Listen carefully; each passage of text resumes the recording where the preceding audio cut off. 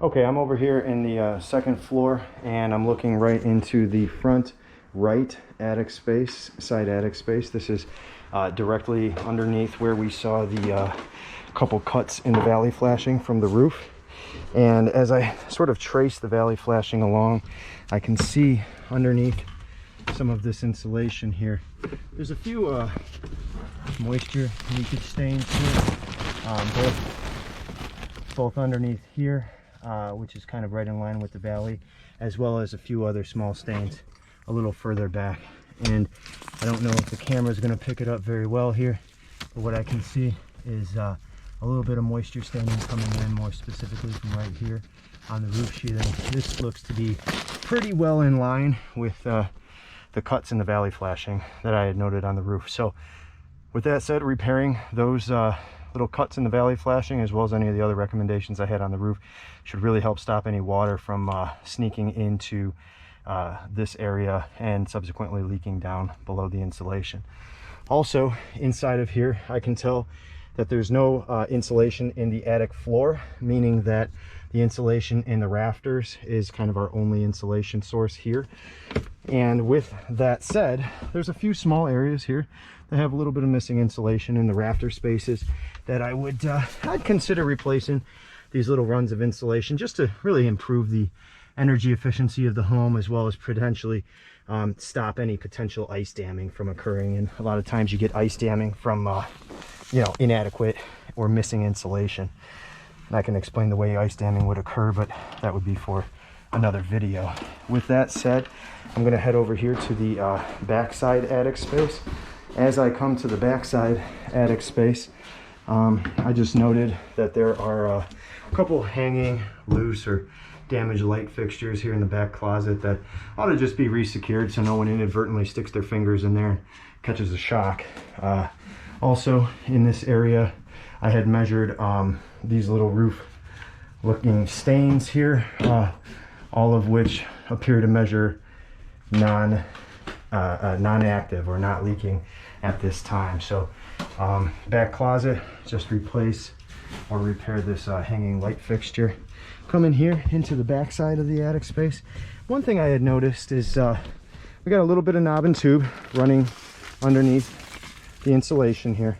And knob and tube in and of itself is relatively safe wiring, but it uses free airspace to dissipate heat. And what that means is that it doesn't like to be, it's not, electrical code actually requires it to not be covered up with insulation. And what happens is, the normal air running over these knob and tube wires should cool it down and prevent it from ever overheating. And when someone puts insulation over the top like so, it just basically traps any heat to the knob and tube, and it goes against code. Now, to be honest, there's probably 50,000 homes in Northeast Ohio that have knob and tube that's covered up with insulation, and it's very, very common. So one thing that I would consider doing is, if you desire, is to just take this insulation right here and sort of pull it back and fit it underneath these wires here. Now, it might be a little hard to do, you might have to cut it, but if you can get the insulation going underneath so that you leave the wires above the insulation so that they can, I guess you would say, breathe more adequately, that'll significantly help quell any buyer concerns. With that said, I can just see a few small areas here that are also missing insulation. Now, that's a lot less of a concern since we have insulation in the floor, but we're missing insulation here on the back finished walls of the second floor. So with that said, you can get heat that would escape from these walls, come over to this area right here where there's no insulation, and move up and out through the roof sheathing here. So even though we have insulation in the floor, due to the fact that we do not have any insulation in the side knee walls here, I would definitely consider replacing any of the missing insulation in any of these rafter runs. And remember, you're always supposed to have a little bit of an air gap. See the way that this insulation is installed? You've got a couple inches in between the roof sheathing and in the insulation, which will allow air to move up and out and exhaust out through your ridge vent. So anytime you replace insulation, just make a note that you should always leave a couple inches of an air gap in between the insulation and the roof sheathing, and that'll allow it to breathe adequately and not create any moisture or mold buildup. While we're over here in this back closet, I took the time to measure all around the finished wall areas where the chimney would be, and I'm not picking up any moisture around this chimney. So even though I recommend that the counter flashing be repaired or installed properly, I had already measured all this. I'm not picking anything up here, so I don't think that the chimney is actually leaking.